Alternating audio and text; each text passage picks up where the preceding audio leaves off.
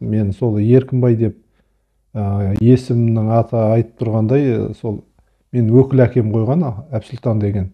Әкем екеуі сол шабан болған ғой, бір-біріне көмекші болған. Сол кезде туылған екем, қыстың күні ақпанның 2-сінде туылған. Сол еркіндікті аңсап, өкіл әкем айтатыны, біз еркін болсын, еркіндіктің байы болсын деп, сол еркін жүрсін. Ол кісілер сол заманда, мамыражай заманда өмір сүрсе де, бір іштей еркіндікті қалаған екен да. Мен енді отбасымда 7 ағайындымыз деп айттым ғой. 7 ағайындының екіншісі 2 қыз, 5 ұлмыз. Сол ұлдың үлкені. Әкем марқұм 2008 жыл дүниеден өтіп кетті. Шешем менің 6 жасымда дүниеден өтіп кеткен. Сол екінші анам бар қазір, өте жақсы кісі, қара шаңырақта ол кісілер. Енді мен бір әулеттің үлкенімін десем болады, бұлай өмірімде. Енді атқұлындай тебісіп, сол Майдамталда өстік, әскер қатарында болдық. 1997 жылы, 99 жылдары әскер қатарында болдым. Сол инфляцияның кезінде ауылда қарапайым шаруаның боласы болғасын, әртүрлі шаруалар жасадық, егін де ектік, малда жайдық, әртүрлі шаралармен сол ауылда жүріп, жаңағы шөп артып жатқанда арқан үзіліп, осындай 2000 жылы күзде әскерден келгеннен 1 жылдан кейін осындай жағдайға түстім. Ол кезде 22 жаста едім. Енді сол кезде енді өмірім өзгерді ғой, енді маған оңай болған жоқ, ол менің семьяма оңай болған жоқ, менің әжелеріме, менің айналамдағы адамдарға, бауырларыма оңай болған жоқ. Мен осылай 22 жасым жап-жас жатып қалғаным, жаңағыдай қимылсыз бір 4 бұрышты бөлмеде ғана жатып қалғаным, ол менің семьяма өте менен де қатты ауыр болды. Сол енді қоғамға қосылайын десең, ол кезде қоғамдық орындарда жүру, саған жағдай жасалмаған, сол ауылды жерде әлі күнге шейін жағдайлар жоқ. Мына қоларбамен жүре алмайсың, өзің бір жерге кіре алмайсың. Сол мен 2004-2005 жылдары Сайфун Бауыржан деген досым бар. Сол кісі университетте мұрагер жастар орталығында сондай орталықты басқарды. Сол жерден мені сол жерге кел, консультант бол деп, мен осы қоғамдық жұмыспен 2004-2005 жылдары Түркістанда мұрагер жастар орталығынан осы өзім сияқты қиын жағдайға түсіп қалған азаматтардың проблемасын көтерейік, бізде қолымыздан жұмыс істеу келеді. Білесіз, қазір жоқ қой енді шектеу. Ол кездерде бізді мүгедек деп шектейтін еді да. Көшеге шықсаң, болмаса бір ортаға барсаң, адамдар сені тек қайыршы ретінде тиынын беріп, болмаса сені сондай көзқараспен қарағанда. 2004 жылдары бізде әкем екеуміз сол 2000 жылы ғой, енді 2000 жылы травма алдым. 2001-де бір профессор келді.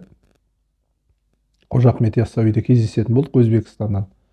Сөйтіп консультация алайын деген кезінде үйден ең алғаш шығуым, өзім қатарлы жаңағы оқушылар, студенттер, адамдардың көзқарасы мені 4-5 жыл үйге қайтып тығып тастады, 4 бөлмеге. Өйткені мені мүгедек санайды екен да қоғам. Маған көзқарастарда жаңа үркеге қарап, содан мен жаңа депрессия дейді ғой, депрессиядан шыға алмай қалдым біраз жыл. Бірақ үйде сол адам өзіне 2 цел қояды екен да. Не өлемін, не жүремін деген 2 цел болды ішімде. Сол енді айналаң бар, достарың бар, жаңағыдай сенің жаңа жаман ойыңды алуға ықпал жасайды екен да, жол көрсетеді.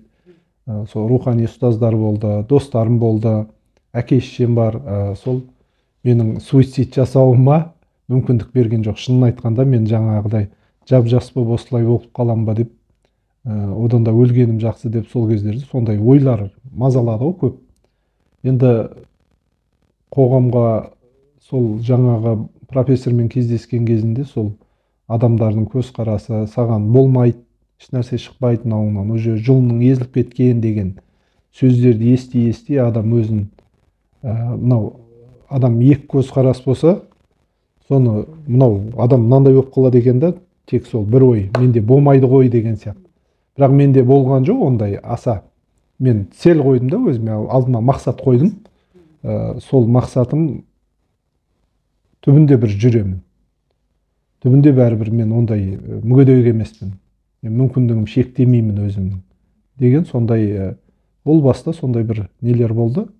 Отбасым тарихы сол, отбасым сол әкем дүниеден өткеннен кейін, әкем 2005 жылы мен квотаға жаңағы документ турлау керек, ауылдан келдік таксимен. Жаңа мені 16 кабинетке көтеріп жүрді, ешкім очередь бермейді. Сол әкем де қалжырады, мен де қалжырадым. Сол жаңа кабинетке кірген кезінде бір кісінің доктордың очередіңді күт деп қайтып шығарып жіберген кезде мен ашуға ерік беріп жібердім. Сол әкемнің қолында тұрмын, тағы кішкентай бала сияқты, аяғым салбырап. Сол кезде қатты ашуланып қалдым енді. Содан енді бізді қабылдады, бәрібір мен ашуымды басамай қалып, жаңа аузымнан неше түрлі сөз шығады ашумен. Өзімді ұстай алмай қалған кезде өзімді ұмытып қалдым енді. Сонда әкем қой деп мені басып келе жатып, әкем 2-ші этаждан, лестницадан бірге құладық. Сол кезде менде ақыл тоқтап қалды дейді ғой адамда. Негізі ақыл деген жақсы жаққа да, жаман жаққа да жұмсайды ғой адам. Сол ақылым тоқтап қалғанша мен іштей жаңағы мен кіммін, мен не істеп жүрмін, мен айналам бәріне зиян келтіріп жүрмін ғой, әртүрлі ой болады ғой. Іштей өз-өзім бір-екі ай сөйлемей қойдым кәдімгі үйде. Сол мені ішімде өзгеріс пайда болды. Сол енді мен әкеме, айналама не қылмайын, зиян келтірмейін, мен алдыға қарап ұмтылайын деп, сонда әкем құлаған кезінде мен өзінің аяқтары ауырып тұр, ішерің сынған жоқ па деп мен үстімді қағып атқаны менің сол өзгеруіме ең алғаш, ойымның өзгеруіне, ақылымның өзгеруіне себеп болды сол құлағанымыз. Енді өмірде бір нәрсе себеп болады ғой. Мысалға мен осындай жүгіріп жүріп құлауыма, өмірде осындай болып қалуыма ол жаңағы өзімнің қателігім, әр нәрсені аңдамай жаңағы шірік арқанды алып шыққаны болып тұр ана ағаларымыздың. Сол құлап осындай жағдайға түстік. Енді оған кімді кінәлаймыз? Ауылдың сынықшы жылынымды теуіп салып езіп жібердім мысалға омыртқамды. Оның бәрі былай қарасаңыз енді адамның өзінің, көбінесе Аллаға саламыз ғой енді өзіміздің де қателіктерді. Соны жоқ деп больницаға барсақ мұндай болмас па еді. Енді ол тарих мен үшін. Мен оның ешқайсысына өкінбеймін қазір.